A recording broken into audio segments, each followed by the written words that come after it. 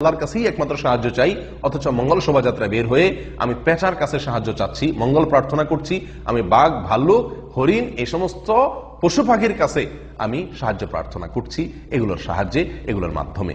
সম্মানিত ভাই বোনেরা, এটি সম্পূর্ণভাবে শিরক। বর্ষবরণের নাম দিয়ে আমাদের সাধারণ মুসলিম ভাই বোনদেরকে বলা হচ্ছে যে এটি বাঙালি সংস্কৃতি, অথচ এখানে যে কাজগুলো হয়ে থাকে এর কোনোটির সাথে কোনো মুসলিমের বিশ্বাস যায় না, বরং এগুলো সম্পূর্ণ মুসলিমের বিশ্বাস বিরুদ্ধ, মুসলিমের ঈমান বিধ্বংসী।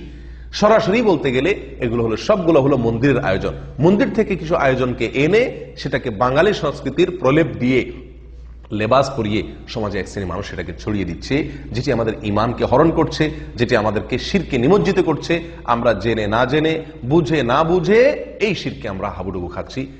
পহেলা বৈশাখ উপলক্ষে সবচেয়ে বড় আয়োজন যেটি মঙ্গল শোভাযাত্রা, সে বিষয়ে আমি কিছু কথা আর্জ করলাম। এর বাইরে আরো যে সমস্ত কর্মকাণ্ড আছে,